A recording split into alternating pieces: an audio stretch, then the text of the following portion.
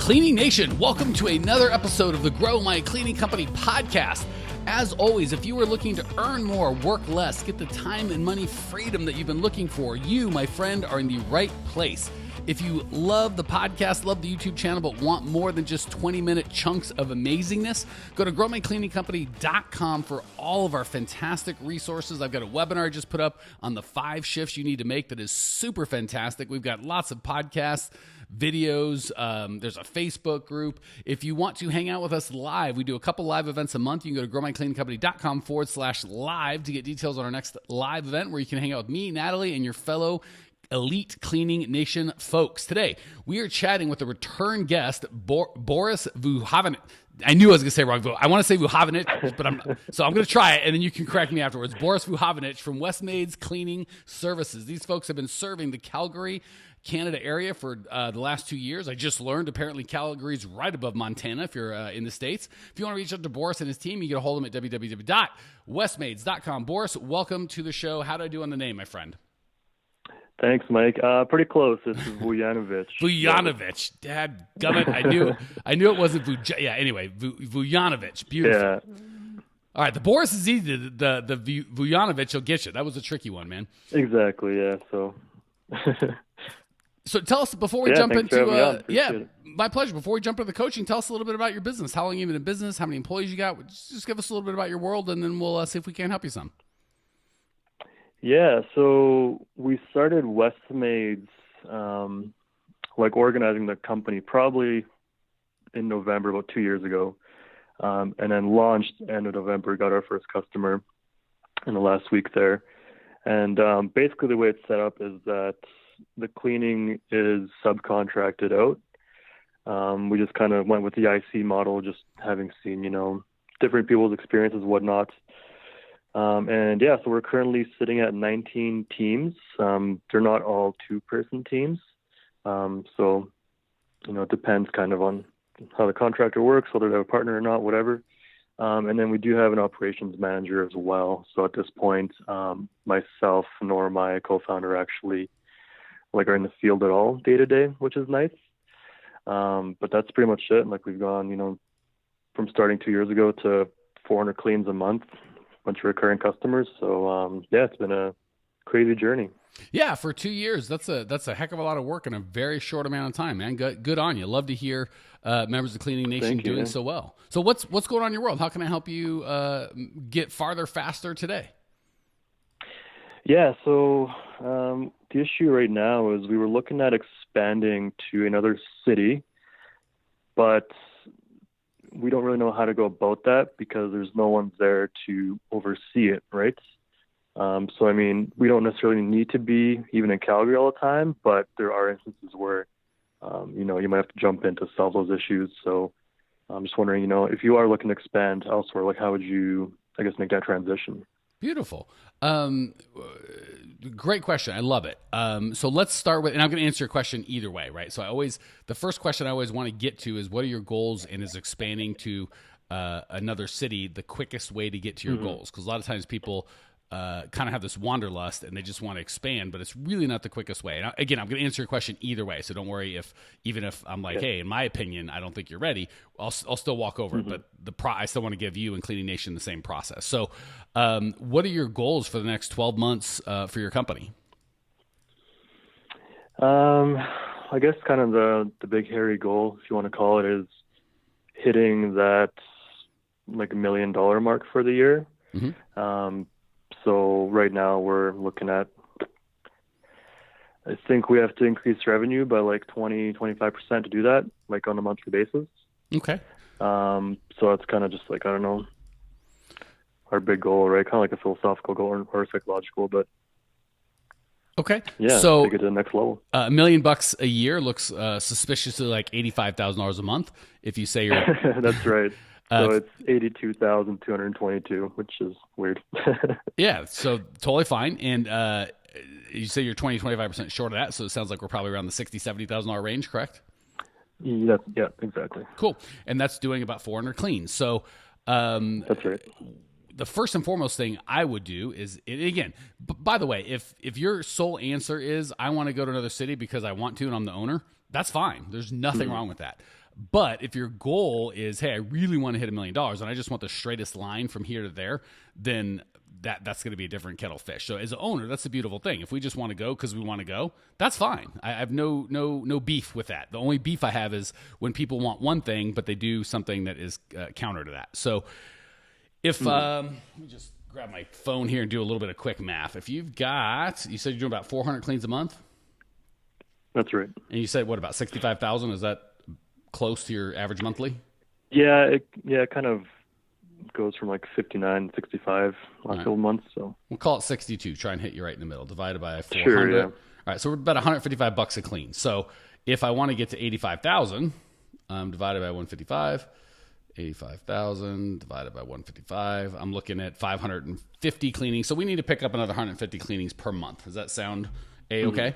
And most of your stuff, I'm assuming, is recurring, not one time, correct? That's right. So I think we're in I think it's 72% recurring right now. So beautiful.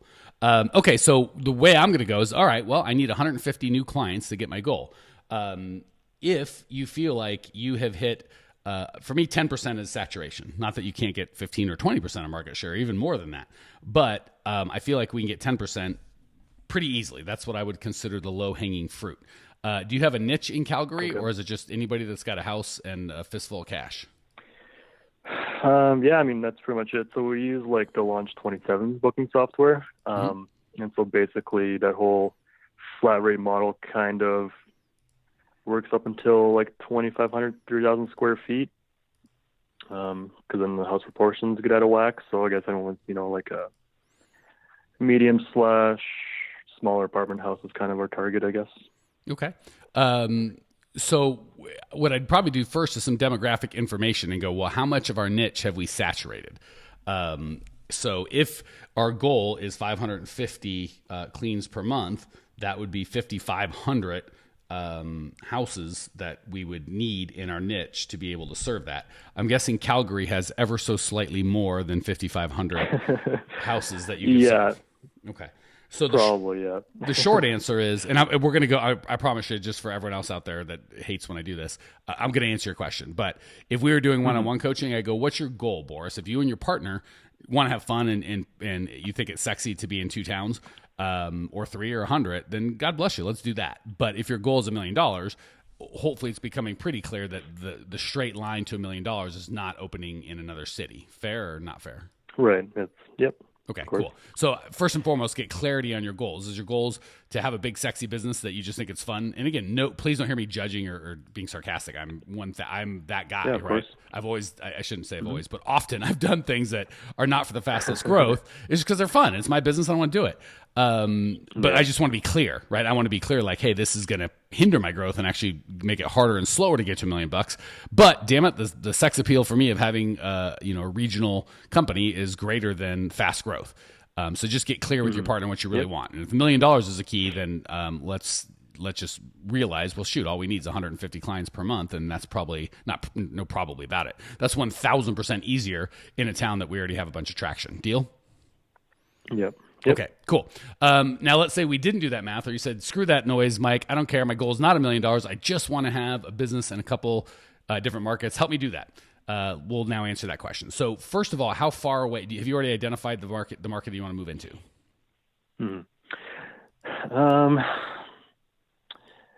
I guess probably like the closest city that makes sense is about 3 hours away. By car? So, I mean, it's like, you could do a day. Yeah, by car. So you could do a day trip. Okay. But cool. So we do have a city. Last minute. Is it fairly big? Because again, obviously we don't want to do all this headache and not be able to double or triple. Yeah, it should be around like 800,000 people, so a little smaller than Calgary. Still plenty big. Good sized city. Yeah, plenty big. Yeah. Okay.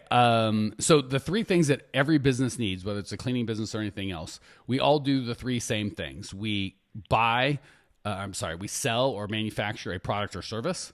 That's a third of the business. We deliver that product or service. If you're buying it, we have to buy and sell. If it's a service, we have to hire the folks and deliver it. And then we have to count for everything. Does that make sense? Yep. Cool. So when you move, those are the three systems that you're going to have to export to this new place. So let's hit and let's go in the order that I'd want to see them done. Believe it or not, I want to get the employee attraction system down first, right? It's a lot of people think we need customers first, but unless you're going to be cleaning, we need employees first. Exactly. Yeah. Yes, it's easier to sign up an employee, say we'll have customers in the next X amount of time. Harder to sign up customers. I guess it's chicken and the egg, but the employee can be a little harder. Currently where you're at, off air, you had mentioned your hiring system's not locked, but effective. You're doing really well on that. Do you have a system for it, or is it just you and your partner kind of hustling? I mean, yeah, I would call it a system because we kind of do the same thing every time we need somebody. And basically, the key really is just that we work with the cleaners, like as a partnership. Well, but I mean the client attraction. How do they get a hold of you? How do they know that you exist? Oh, sorry, for clients. No, I still mean customer. I just misspoke. But not that you're talking about once you have a relationship, you're telling me why that's working. But I'm talking about how do you turn strangers into people that want to give you their most or rent you their most precious asset, their time. Okay. So you're talking about the actual cleaners, all right? I think I'm confused on. Yep, cleaners. Okay. Yeah, I mean, we just try to write like a really nice kind of like a hiring page on like Indeed or our version of Craigslist, and basically just sell that idea that like we will basically, the gist is that we will do the marketing for you to do a good job, and we'll keep feeding you clients, right? And then we just make it clear that we'll work with them and collaborate and ensure that they're satisfied. Got it. That said, do you have that? That's not a system. That's a hiring ad. That's the startings of a system. So, right. Do we have numbers in terms of if we run this ad in this publication, we get this many applicants, this many inquiries, or this many applicants, this many interviews, and this many hires or starts? And of the starts, here's how many are still with us in 30, 60, 90 days.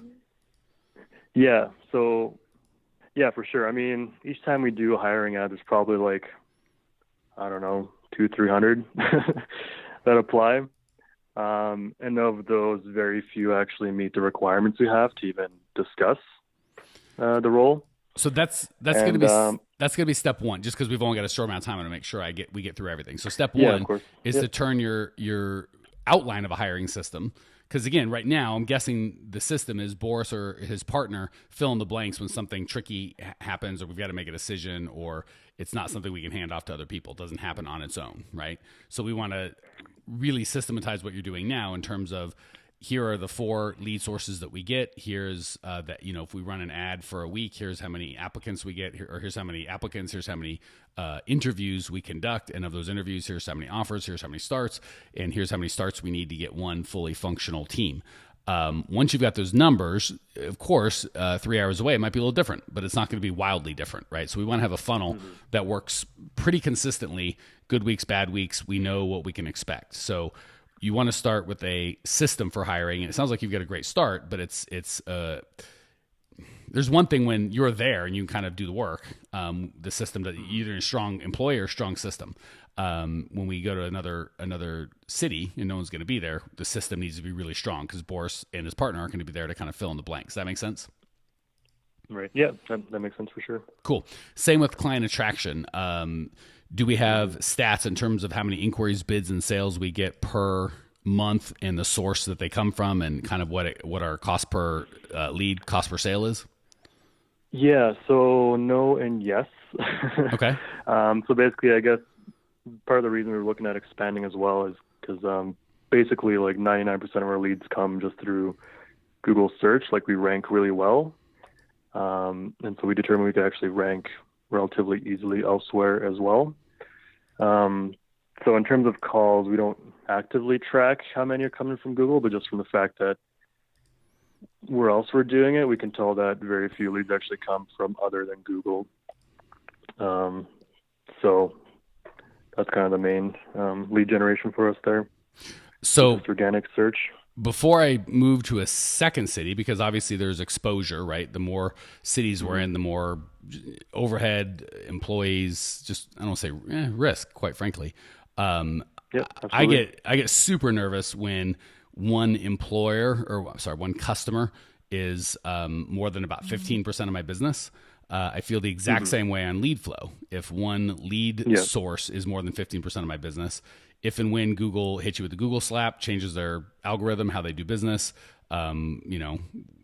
tectonic shift takes place and all of a sudden Bing takes over the world, or some other thing that we haven't foreseen, and that's 90% of our business, we're done. And if we're in two cities, that we've just exacerbated that problem. So I'd probably address that first. I want a really good lead flow that I trust day in, day out.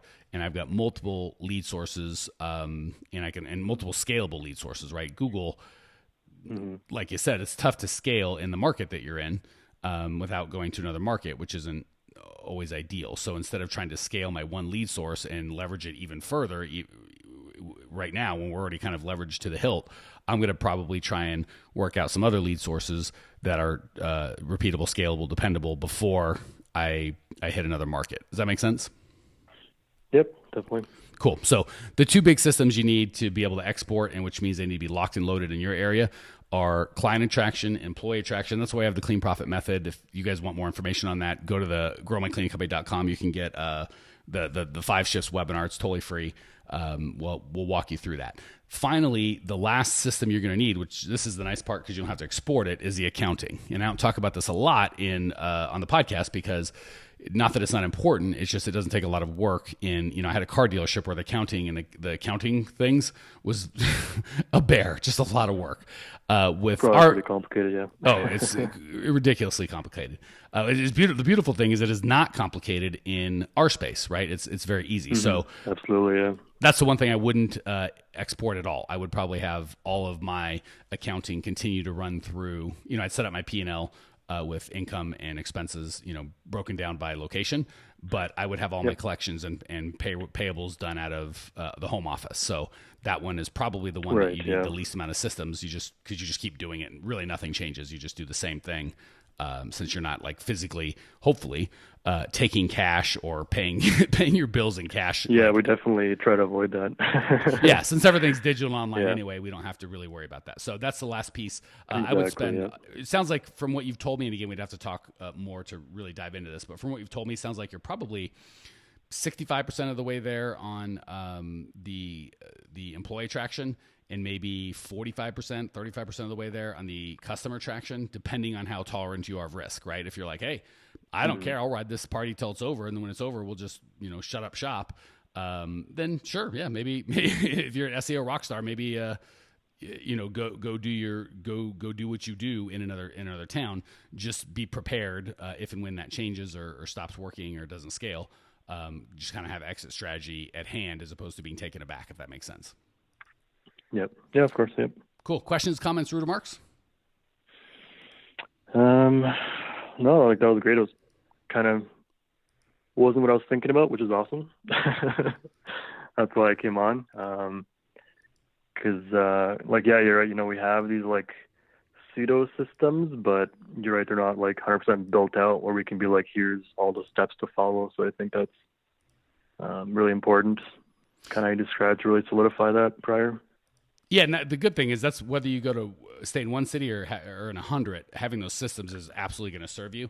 And I think Gerber talks about in his book, The E-Myth, in terms of you want to kind of plan to franchise your business, like you're going to just turn the reins over to other people in dozens of other cities, whether you ever plan to do that or not. Just having that system that is just locked down, and you have all these systems in terms of I know exactly how many inquiries, bids, and sales I need to hit my goals, and I know I've got 7 different lead sources, and I know how to scale them each. That's just such a gift for your business. And the same thing, of course, on the employee side. And obviously, without patting myself on the back too hard, that's exactly what we do with the Clean Profit Method. I've spent the last 20 years doing that. So go to growmycleaningcompany.com if you want details on that. Okay. Enough of me talking. We're going to hit the lightning round. The lightning round is sponsored by our next live event. If you want to hang out with me and 15 other awesome owners for 3 days in Phoenix, automating your entire cleaning company in a big, ridiculous mansion that we spent way too much on, go to growmycleaningcompany.com/live to get the details on that. All right, Boris, we're going to hit the lightning round. I'm going to ask 3 quick questions. You're going to give 3 amazing answers. Question number 1, what's the best advice you've ever received, personally or professionally? Best advice. I think just to commit to something and get started, because that's the only way you really learn. Like everything, it's happened over the last 2 years. Like if I'd started sooner, I would have figured it out that much sooner. And you can read about everything, but until you actually do it, like you're not actually going to learn how it all works, right? So, if you're thinking about doing something, you're not really sure, just jump in, start with one thing, and then just one thing at a time, keep going, right? That is such good feedback. As much as I love this podcast and other podcasts and learning, and they're great, please don't hear me knocking that, until you pick up any of these tools and do something, total waste of time. Well, I shouldn't say waste of time. It's entertainment only, right? If you enjoy it and have fun, great, that's fine. But you're exactly right. Until you do something, all the learning in the world is just potential energy, not actual energy. Great answer. All right. Question number 2, on the flip side, what's the biggest mistake you've made so we can all learn from each other's mistakes and try and make smarter new mistakes? Yeah. The classic mistake of trying to not necessarily compete, but create a good price for the client. And I knew it was a mistake at the time. We still did it. Those are my least favorite, when you know it's wrong, but you just can't stop yourself. Well, I mean, the problem was like we definitely came in, pretty sharp on the price. So it was a little bit less margin than we would have liked, but the deal size was okay. So I figured if it works out, it'll be fine. Basically ended up costing us $2,500, which sucked. So that was the biggest mistake, where I learned yet again, stick to your rules, right? Like if you have a certain price, don't bend. That's pretty much it. Well, 2 things. One, another word for rules is system. So I absolutely couldn't agree. It's kind of on point with what we're talking about. Stick with your system. Number 2, if the biggest mistake you've made in your life cost you $2,500, God bless you, my friend. I've made mistakes with lots of zeros on the end. So consider yourself lucky. In the grand scheme, is not that bad. But no, good Lord, could have been worse. No. I've made $100,000 mistakes. So $2,500. That's a big mistake. That's a good Tuesday. All right, man. Last question, just because I personally am fascinated by what other guys and gals that I respect are reading. So best book that you can recommend to Cleaning Nation that we can all get some value out of? That's actually a good question, because I haven't read in a while and I feel kind of bad because I used to love reading as a kid. But I guess my semi-recommendation is I just started reading this book called Co-Create by David Noor. And basically it talks about how can you bring in your client as a partner, right? So that you're not just selling them a product or a service, you're helping them along a journey where you solve a problem with your product or service. And it's just basically a little bit about that mindset. That's what's called co-create. Like, how do you work with the client together, right? So still working through it, but so far I'm enjoying it. I've definitely found in any business and venture, the money that you receive, or certainly the profit that you receive, is in direct proportion to the value that you bring. And if you bring a little tiny bit of value to millions of people, like a gas station, you can make money. Or if you bring a massive amount of value to very few people, you can make lots of money. But there definitely does have to be an exchange of value. And if you're co-creating with them, so much easier to just get on the same side of the table as they are and be like, how can I make your life better, as opposed to trying to guess. So I really like that concept. All right, Boris, thank you. That's exactly it. Yeah. Yeah, good. I'm cool. I'm glad I got some idea of it. We'll make sure we put that link in the show notes page. Boris, appreciate you joining us, sharing your passion, your perspective, your success. I appreciate it. I know Cleaning Nation appreciates you. Cleaning Nation, if you want to check out Boris's show notes page, the links to all the stuff we talked about, the special video I just made for you personally, go to growmycleaningcompany.com right now. Check it out. I will see you there. Congratulations! You are now 16% smarter. Still can't get enough cleaning goodness? Go to www.growmycleaningcompany.com for more of the good stuff.